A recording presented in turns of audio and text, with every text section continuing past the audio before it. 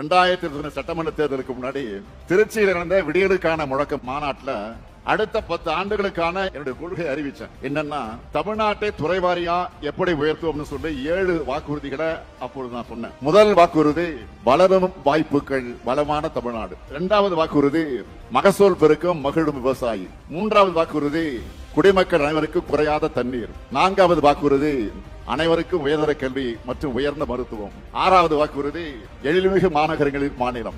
6வது வாக்குறுதி உயர்தர ஊரக கட்டமைப்பு உயர்ந்த வாழ்க்கை தரம். 7வது வாக்குறுதி அனைவருக்கும் அனைத்துமான தமிழகம். இந்த 7 வாக்குறுதிகள பெரும்பாலானவற்றை இந்த 4 ஆண்டுகளிலே நாம் எட்டி இருக்கிறோம். பொருளாதாரத்தை பொறுத்த வரைக்கும் 9.69 விழுக்காடு என்பது இதுவரை தமிழ்நாடு பார்க்காத வளர்ச்சி. இந்தியாவில் நாம் தான் நம்பர் 1. வேளாண்மை துறையை பொறுத்த வரைக்கும் ஒவ்வொரு ஆண்டும் பாசன பரப்பும் விளைச்சலும் அதிகமாகி சாதனைகளை படிச்சுட்டு இருக்கிறோம். தனி பட்ஜெட்டும் தாக்கல் செய்கிறோம் சட்டமன்றத்தில். அதே போல கல்வி எடுத்துக்கிட்டா புதுமை பெண், தமிழ் புதல்வன், நான் முதல்வன் போன்ற நம்ம புரட்சி திட்டங்கள் காரணமா உயர்கல்வியில சேர்றாங்க. எண்ணிக்கை அதிகரிச்சுட்டு வருது.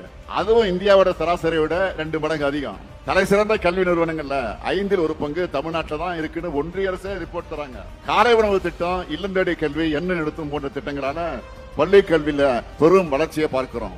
மாணவர்கள் இடைநிற்றல் குறைஞ்சிருக்கு, சத்து குறைபாடு குறைஞ்சிருக்கு, அட்டெண்டன்ஸ் கூடி இருக்கு.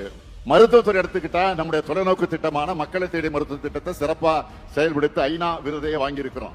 நகரங்களை மட்டுமல்ல கிராமங்களையும் வளர்த்திருக்கிறோம். இது எல்லாத்துக்கும் மேலாக சமூக நீதி அரசை உருவாக்கி இருக்கிறோம். எந்த பிரிவினரும் விட்டு போக கூடாதுன்னு கவனமா செயல்பட்டு பிற்படுத்தப்பட்ட, மிகவும் பிற்படுத்தப்பட்ட பட்டியலின பழங்குடியின சிறுபான்மையினர், மாற்றுத்திறனாளிகள், திருநங்கையர், விளிம்பு நிலை மக்கள்னு எல்லாருக்குமான ஆட்சியாக நம்ம திராவிட மாடல் ஆட்சி நாட்டுக்கு எடுத்துக்காட்டா திகழ்ந்து கொண்டிருக்கு.